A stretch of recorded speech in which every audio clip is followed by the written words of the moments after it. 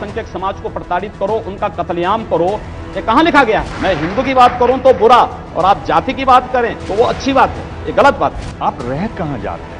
यही तो खूबी है कि मैं कहीं नहीं हूं और सब जगह भी हूं।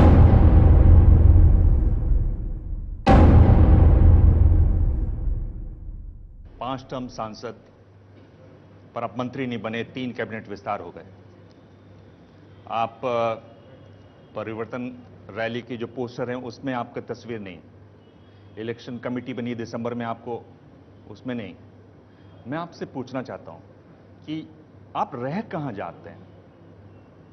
यही तो खूबी है कि मैं कहीं नहीं हूं और सब जगह भी हूं। आप हैं और कहीं भी नहीं है, मतलब आप भगवान हैं। मैं सब जगह हूं। मुझे लगता है जो जिस रूप में मानेगा मैं उस जगह वहां पे हूं। योगी आदित्यनाथ कह रहे हैं मैं भगवान हूं। मैंने कभी इन शब्दों का प्रयोग नहीं किया। मैं एक योगी हूं और एक योगी के रूप में अपनी भूमिका का निर्वहन कर रहा हूं। ध्रुवीकरण की बात होती है, आपको सबसे आगे रखा जाता है। देखिए, खास किस्म की राजनीति चाहिए होती है, आप सबसे पहले आते हैं। आपने कभी आत्ममंथन किया इस पर, कभी आत्मचिंतन किया इस पर? हाँ, मैं गंभीरता से आपसे सवाल पूछ रहा हूं। आत्ममंथन के बाद ही मैं इस बात को बोलता हूं। इस देश में एक और कश्मीर को बनने से बचना होगा और बचाने के लिए मुझे लगता है कि अपने स्वार्थों की राजनीति को तिलांजलि देकर के आगे आना होगा। नाथ संप्रदाय का बहुत बड़ा पीठ है, बहुत सम्मानीय पीठ है। इसका आप इतिहास देख लीजिए। दिग्विजय नाथ जी उदयपुर से रहे, राजपूत रहे, 1921 में कांग्रेस में रहे, उसके बाद वो हिंदू महासभा में आ गए। गांधी जी की हत्या हुई 3 दिन पहले उन्होंने कहा कि गांधी जी को मारना चाहिए, ऐसा आह्वान किया। 9 महीने जेल में रहे। आप जिनको वो आपको गुरुजी मानते हैं, पिता तुल्य हैं आपके, अवैधनाथ जी लगातार जुड़े रहे एक आंदोलन से, अयोध्या वाले आंदोलन से। उनके पिता तुल्य थे दिग्विजय जी। उन्होंने ये भी कहा कि मुसलमानों को 5-10 साल के लिए वोटिंग होनी नहीं देनी चाहिए। स्टेट्समेंट में खबर छपी हुई है 1950 में। एक ऐसी लाइन है जो हटकर है और जो कड़ी लाइन है। आप भी उसी तरह की बात करते हैं। फिर आपको तो मुझसे क्यों आपत्ति है? नहीं, इसीलिए आप जब मेरी परंपरा को जान रहे हैं तो फिर आपको मुझ पर आपत्ति नहीं होनी चाहिए। आपको तो मुझे अप्रिशिएट करना चाहिए कि चलिए मैं उस लाइन का अनुसरण कर रहा हूं। जो देश को तोड़ना चाहते हैं उन लोगों को हम तोड़ रहे हैं, इस पे तो आपको खुश होना चाहिए। आपकी पार्टी में ही एक विशेष ब्राह्मण वर्ग है जिनको इस तरह की बातें नहीं पसंद आती, जिनको आप जो ये जो कड़ा रवैया अपनाते हैं वो नहीं पसंद आता। देखिए, मेरी बात किसको पसंद है किसको नहीं है, मुझे लगता है कि जिसको पसंद है वो मुझे बुलाते हैं, जिसको पसंद नहीं है मैं वहां स्वयं नहीं जाता हूं। स्वाभाविक रूप से मुझे बुलाया गया है, हर जगह मैं जाता हूं और लोग मेरी बात को मानते हैं, मेरी बात को स्वीकार कर रहे हैं। बाकी मुझे देखिए, एब्सोल्यूट कोई नहीं हो सकता है, 100% किसी की बात को कोई नहीं स्वीकार कर सकता, लेकिन जो सच है उस सच को बोलने के लिए साहस चाहिए और उस साहस को हम बोलने का प्रयास करते हैं। आपके गुरुजी भी रहे, आपके पिता तुल्य हैं, वो भी हिंदू महासभा में थे, फिर बाद में बीजेपी में आए, दोनों जगह सांसद बने दोनों तरफ से। आप उत्तराखंड से राजपूत परिवार से आए, आपने भी इसी तरह से किया। मैं ये कह रहा हूं कि देखिए, मेरा सवाल सुन लीजिए। हमारी संत परंपरा में जाति नहीं देखी जाती है और ये अत्यंत शर्मनाक माना जाता है जब संत को किसी जाति विशेष से जोड़ते हैं। मैं एक हिंदू हूं और एक योगी के रूप में अपनी भूमिका का निर्वहन कर रहा हूं। आपको जाति तो अच्छी है लेकिन हिंदू नाम से इतनी चिढ़ क्यों हो गई? मुझे ताज्जुब होता है आपकी बात पे, भाई आश्चर्य होता है मुझे। मैं हिंदू की बात करूं तो बुरा और आप जाति की बात करें, मेरी पूरी परंपरा को जाति से जोड़ेंगे तो वो अच्छी बात है, ये गलत बात है। ऐसा नहीं है कि खास ब्राह्मण वर्ग है। राजनाथ सिंह आपकी बातों को नहीं सही मान रहे हैं। आपने कहा कि कैराना कश्मीर बनता जा रहा है, वो कह रहे हैं कि ऐसी बात नहीं है। मैंने पूरे क्या कहना चाहेंगे आप राजनाथ सिंह जी को आज? देखिए, राजनाथ सिंह जी हमारे बड़े नेता हैं, देश के गृह मंत्री हैं। गृह मंत्री के रूप में उनको जो कहना उन्होंने कहा है, लेकिन मैं इस बात को बोलता हूं, पश्चिमी उत्तर प्रदेश की स्थिति जिस प्रकार से है, पिछले 15 वर्षों में जिस तेजी के साथ खराब हुई है, पश्चिमी उत्तर प्रदेश में जनसांख्यिकी असंतुलन की जो स्थिति पैदा हुई है, अगर समय रहते उसको नियंत्रित नहीं किया गया, पश्चिमी उत्तर प्रदेश भविष्य का फिर कश्मीर है। पर जो हुकुम सिंह जो वहां से सांसद है वो भी कह रहे हैं कि हिंदू मुस्लिम नहीं है, ये लॉ एंड ऑर्डर है। राजनाथ सिंह भी कुछ ऐसे, तो ये सब लोग आप ही की पार्टी के लोग हैं। ठीक बात है ना, ठीक बात है। ये सब पहले लॉ एंड ऑर्डर की प्रॉब्लम होती है। कश्मीर में भी पहले लॉ एंड ऑर्डर की प्रॉब्लम हुई थी, बाद में 19 जनवरी 1990 घटित होता है। 19 जनवरी 1990 पे क्यों नहीं चिंतन होता है, क्यों नहीं इस पे चर्चा होती है? 19 जनवरी 1990 के बारे में कोई चर्चा आज तक नहीं हो रही है। कारण है हिंदू मारे गए, हिंदू भगाए गए, हिंदुओं का सामूहिक कत्लेआम होता है।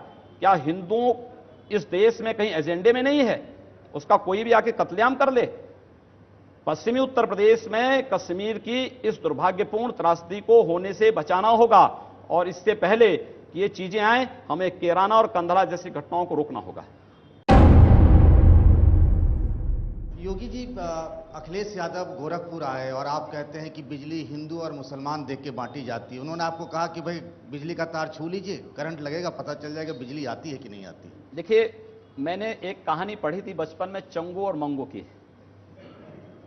उत्तर प्रदेश में मुख्यमंत्री अखिलेश यादव को मैं देखता हूं तो उनकी कथा मुझे लगती है वो चंगू की तरह हैं जो अपने पैरों पर ही कुल्हाड़ी मार रहे हैं। उत्तर प्रदेश में बिजली नहीं बोलती तार, इनका तार, बिजली का तार बिजली नहीं देता है। इनका ट्रांसफार्मर जब बोलता है तब पता लगता है कि बिजली है ही नहीं। इसलिए उत्तर प्रदेश में बिजली नहीं है, ये मैं आज भी कह रहा हूं।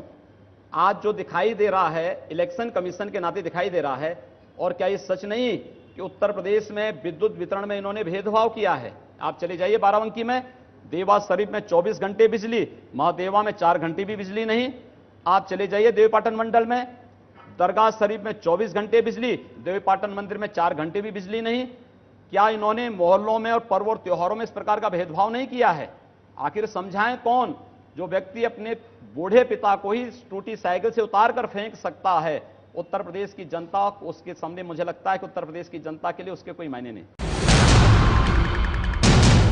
कि 15,400 मेगावाट बिजली मिलती है 4 दिन जब दिवाली के हुए, ईद के 3 दिन में 13,500 मेगावाट मिली। एक दिन ना, एक दिन में 13,000, 3 दिन में, एक दिन में 13,000, 3 दिन में नहीं। देखिए आंकड़े अच्छा, मुझे एक बात बताइए, मुझे एक बात बताइए, मुस्लिम आबादी उत्तर प्रदेश में कितनी है?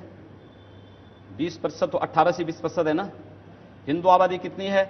78 से 80% है ना। 80% पॉपुलेशन को आप 15,000 मेगावाट बिजली देंगे 3-4 दिन में, और 20% लोगों को 13,000 मेगावाट बिजली देंगे 3 दिन में।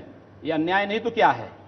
आपने मोहल्ले वाइज बिजली देते हैं, ये अन्याय है, और ये ही बताता है कि इन्होंने समाज को इसी आधार पर बांटा है। तो क्या आपको लगता है कि ऐसे बिजली बांटी जा सकती है जिस तरह से आप बता रहे हैं? मोहल्ले वाइज इसी प्रकार से बांटी गई है। आप जाइए ना, दीपावली के समय देखिए या फिर ईद के समय देखिए, ये सब वितरण इसी रूप में हुआ है। ये जो कट्टरपंथी वाली आपकी छवि है, हमारी कोई कट्टरपंथी वाली छवि नहीं है। क्या आपने कभी, मैं कह रहा हूं, मैं कट्टरपंथी हिंदू नहीं हूं। एक हिंदू के रूप में, एक सन्यासी के रूप में, एक योगी के रूप में जो सच है उस सच को बोल रहा हूं। बीजेपी की एक कट्टरपंथी छवि रही। 2012 में इनको 15% वोट मिले। इन्होंने अपनी छवि बदली, विकास की बात करते हुए आए, अपना काम लेकर नरेंद्र मोदी, और छा गए। क्या आपने कभी आत्ममंथन किया है कि अगर मुझे ज्यादा लोगों की मदद करनी है तो ये एक रास्ता है जो मोदी जी ने दिखाया, इस पर चलना चाहिए? विकास हमने किया है गोरखपुर में। आप गोरखपुर के विकास को देखेंगे तो मुझे लगता है आप ये प्रश्न मुझसे नहीं पूछते। मैं केवल आपको ये बताना चाहता हूं कि हिंदुत्व को आप विकास का विरोधी मत ठहराइए। हिंदुत्व और विकास एक दूसरे के पर्याय हैं, और हम लोगों ने विकास कराया है गोरखपुर में, और प्रदेश के किसी भी अन्य क्षेत्र से अच्छा विकास हम लोगों ने गोरखपुर में कराया है। आप जब बात करते हैं, आप 3 तलाक की भी बात कर लेते हैं। क्या बात है, क्यों नहीं? क्यों महिला सशक्तिकरण की बात करते हैं। चलिए अब आप सुन लीजिए। क्या एक बड़ी आबादी को क्या न्याय नहीं मिलना चाहिए? जब 2010 में बात हुई कि महिलाओं को आरक्षण मिलना चाहिए, बीजेपी एक थी, आप पार्लियामेंट के आगे खड़े होके, और आपकी भाषा तो होती है, आपने कहा कि ये बेमौसम बरसात है। आप महिलाओं को घर से बाहर नहीं निकलने देंगे, उनको पढ़ाएंगे नहीं, भ्रूण हत्या कर देंगे। अरे प्रतिबंध लगाना है, भ्रूण हत्या पे लगाइए, उसको पढ़ाइए लिखाइए, अच्छी शिक्षा दीजिए, आगे बढ़ाइए। और हमने इसी बात को कहा, जहां पे महिलाओं को आरक्षण मिला है वहां पर एक बार पहले इसकी समीक्षा हो और फिर 33% क्यों, उसको 50% आरक्षण दीजिए। आरक्षण हर समस्या का समाधान नहीं, लेकिन अगर देना तो 33% क्यों, 50% दीजिए और योग्यता को मानक बनाइए। फिर ऐसा नहीं होगा कि नेताओं के परिवार के लोगों को आप दें, जो योग्य हैं उनको आप लेके आगे आइए। 33% देने में आप इतना घबरा रहे हैं, 50 तो आप क्या देंगे बताइए? मैं कह रहा हूं ना, आपको देना किसी चीज का कोई मानक होगा ना, उस आधार पर आप दीजिए, 50% दीजिए। यही तो होता है योगी जी, आप तिरछे चले जाते हैं। पार्टी नहीं, एक तरफ ये सीधा रास्ता है, सुन तो लीजिए, गुमराह करने वाला रास्ता नहीं, सुन तो लीजिए, सच्चाई वाला रास्ता है, वही सच्चाई हम बोल रहे हैं। योगी जी इतना प्रचार कर रहे हैं, 150 से अधिक आपने जनसभाएं कर ली है, पश्चिम से लेकर पूर्वांचल तक। ख्वाहिश है सीएम बनने की यूपी का, अगर बीजेपी की तरफ से? क्योंकि आपकी मान करके चलिए कि बीजेपी का कोई कार्यकर्ता ही सीएम बनेगा, निश्चिंत रहिए। आपको क्या लगता है कि 3 विशेषताएं उत्तर प्रदेश के मुख्यमंत्री में क्या होनी चाहिए? देखिए उत्तर प्रदेश, हाँ पहली बात, पहली विशेषता, देखिए उत्तर प्रदेश के सामाजिक, आर्थिक और सांस्कृतिक विशेषताओं को जानने वाला व्यक्ति होना चाहिए, एक बात। दूसरी, उत्तर प्रदेश के सर्वांगीण विकास के बारे में एक रचनात्मक सोच उस व्यक्ति के अंदर होनी चाहिए। तीसरी बात, उत्तर प्रदेश में प्रत्येक नागरिक को सुरक्षा देने और उत्तर प्रदेश को देश के विकसिततम राज्यों में स्थापित करने का जज्बा उसके अंदर होना चाहिए। 3 बातें। इन तीनों में आप कितने में फिट हैं? मैंने कहा ना, मैं तो सब में फिट हूं। आप सब में फिट हैं? मैं सब में फिट हूं। और योगी आदित्यनाथ बता रहे हैं कि 3 विशेषताएं होनी चाहिए, मैं कर रहा हूं, फिट हैं। मैंने कहा ना, वो हम गोरखपुर में कर रहा हूं, मैं एक सांसद हूं, गोरखपुर में कर रहा हूं। उत्तर प्रदेश का मुख्यमंत्री ये करेगा, उत्तर प्रदेश देश के विकसित राज्यों में आगे बढ़ेगा। नहीं मानते कि आपकी पार्टी में भी बहुत सारे, हुकुम सिंह जी का मैंने नाम लिया, राजनाथ सिंह जी का, इनके परिवार के लोग चुनाव लड़ रहे हैं?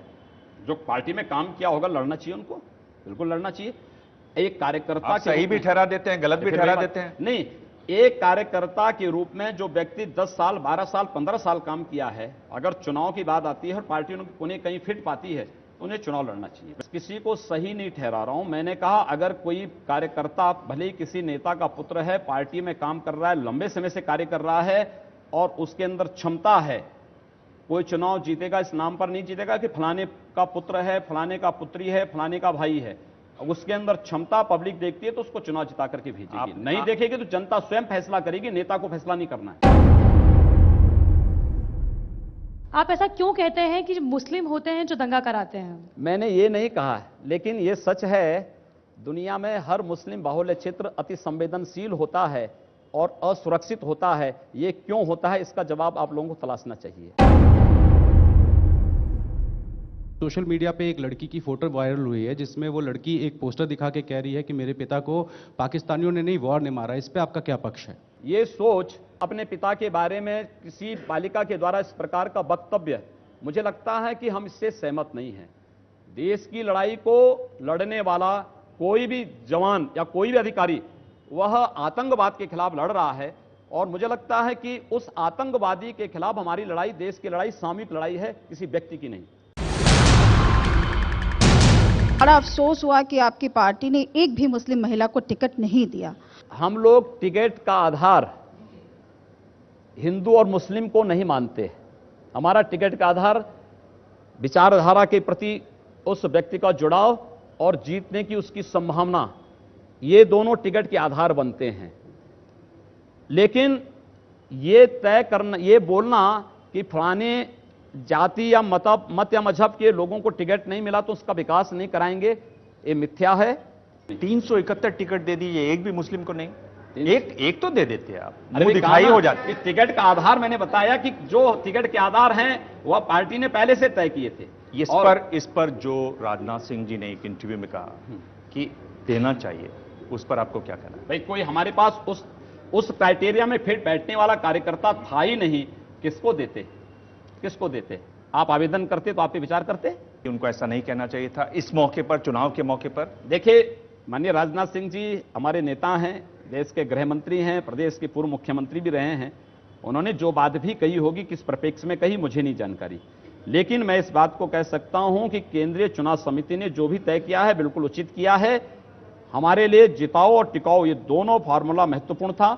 हमने उसके अनुसार सारी चीजें तय की हैं।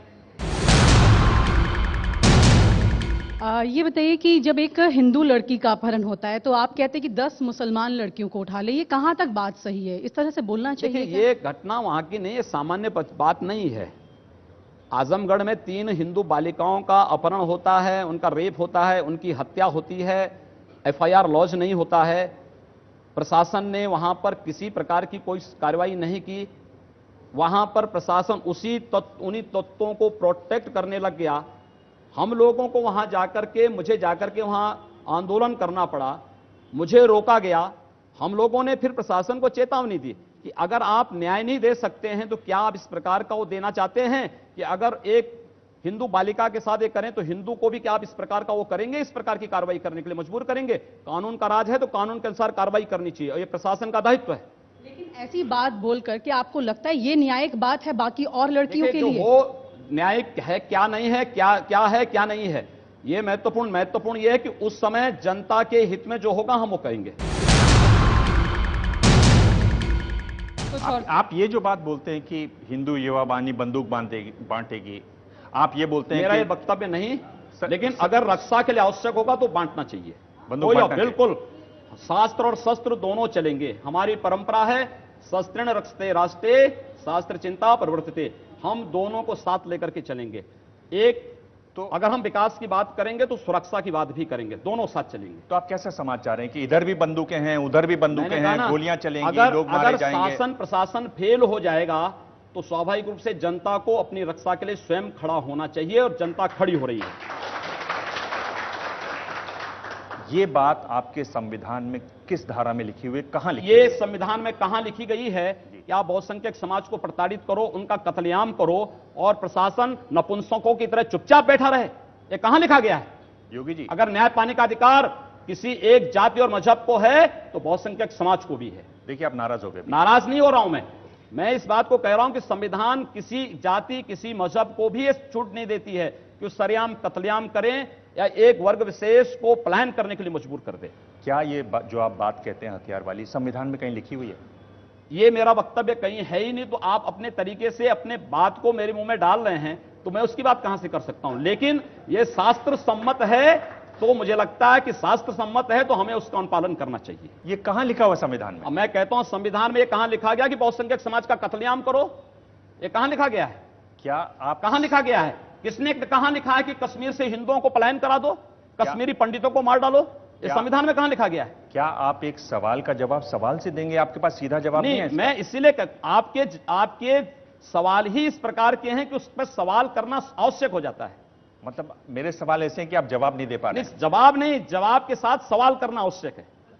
तो आप पर यह तो मानते हैं कि संविधान में ऐसा कहीं नहीं लिखा हुआ है जो आप कह रहे हैं? संविधान में यह कहीं नहीं लिखा है। संविधान हर नागरिक को, भारत में किसी नागरिक को जाति मत मजहब या लिंग के आधार पर कोई भेदभाव नहीं करता है।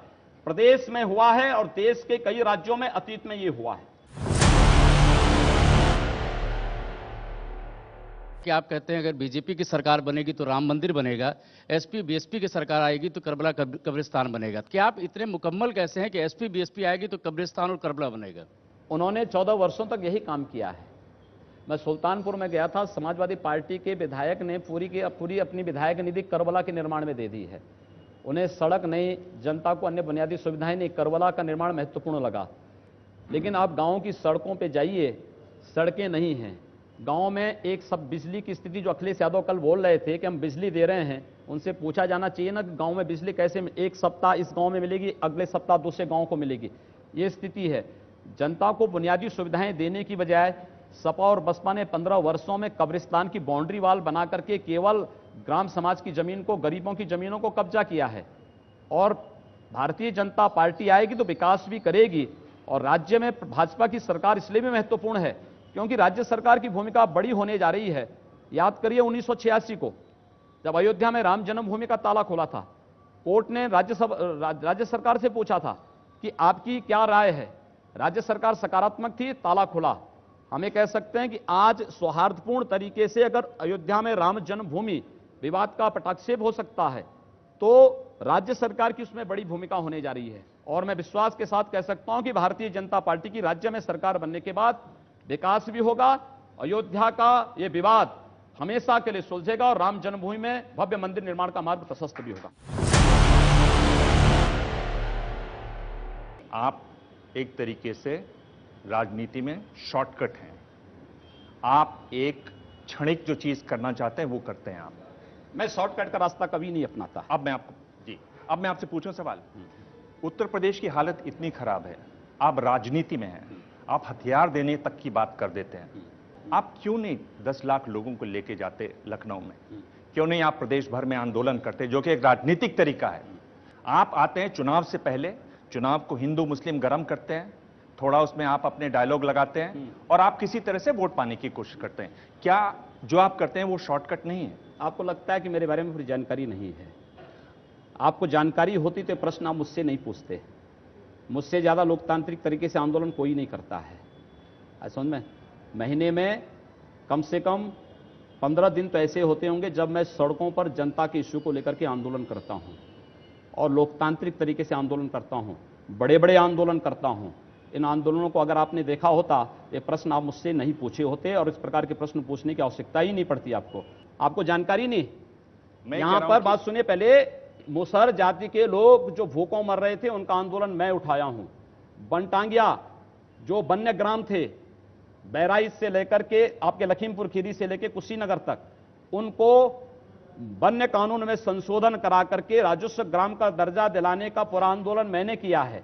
इंसेफ्लाइटिस का पूरा आंदोलन, इंसेफ्लाइटिस केवल गोरखपुर की बीमारी नहीं, उत्तर प्रदेश के 34 जिलों में फैली हुई बीमारी है। अकेले मैंने उस आंदोलन को लिया है और बड़े बड़े आंदोलन गोरखपुर में किए हैं। अगर इन आंदोलनों को कभी आप लोगों ने सही ढंग से देखने का प्रयास किया होता तो संभवतः ये प्रश्न आप कभी नहीं पूछते मुझसे। जो राज्य सरकार जो चरमराती जा रही है, क्यों नहीं आपने उसके विरोध में एक बड़ी रैली की दिल्ली के रामलीला मैदान में? प्रधानमंत्री जी स्वयं आते। मैं कह रहा हूं कि उसको करने में समय लगता है। संसद नहीं, आपने मेरे आंदोलन देखे होते तो प्रश्न ही आप मुझसे नहीं पूछते। मैं एक सांसद हूं, संसद में संसद के मंच का इस्तेमाल मैं इन सब कार्यों के लिए करता हूं।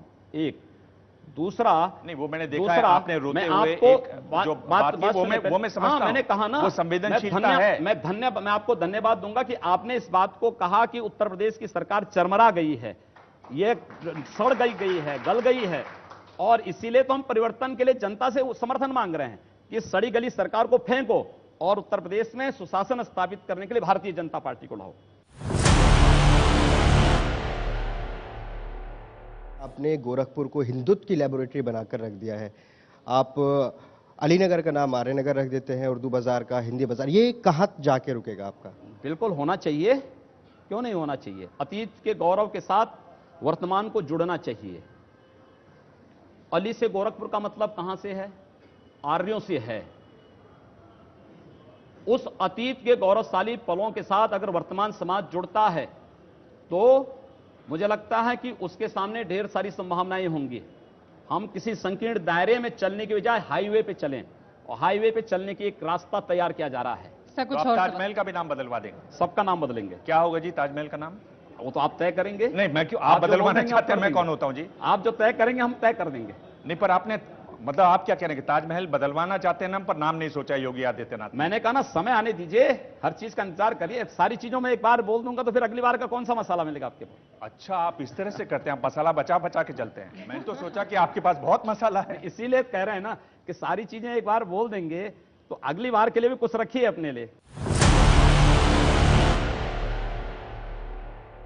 पर अभी 90 सीटें बची हुई हैं। प्रधानमंत्री जी त्रिशंकु वाली बात क्यों कर रहे हैं? नहीं, प्रधानमंत्री जी ने जो वक्तव्य कहा है हमारी इस क्षेत्र की जो महत्वपूर्ण सीटें हैं उन पर, कि कोई भी ऐसा कार्य आप न करें कि जिससे कोई त्रिशंकु सी स्थिति पैदा हो, और उन लोगों को चुनाव जिताकर के कतई न भेजें जो सुरक्षा के लिए स्वयं खतरा पैदा करने वाले हैं। तो त्रिशंकु की आपको नहीं लगता, बात करके लगता है कहीं कोई डाउट है आप लोग? ऐसा कुछ माने प्रधानमंत्री जी ने, क्योंकि अभी तो 2 चरण के बाकी हैं जी, 6ठे और 7वें चरण का बाकी है, और काफी महत्वपूर्ण भूमिका 6ठे और 7वें चरण की होगी।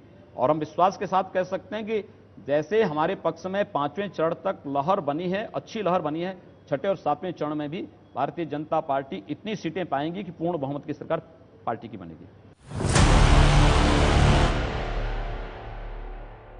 जिस तरीके से जो दरी बिछाने वाला कार्यकर्ता था, पिछले 20 साल से 30 साल से दरी बिछा रहा था पार्टी कार्यालय में, उनको कहीं ना कहीं नजरअंदाज किया गया। और जो क्षेत्रीय नेतृत्व है आप जैसा, अगर उसको संज्ञान में लिया जाता, उनकी उसमें मर्जी होती लिस्ट तैयार करने में, तो बीजेपी की जो आज स्थिति है चुनाव में, वो क्या बेहतर हो सकती थी?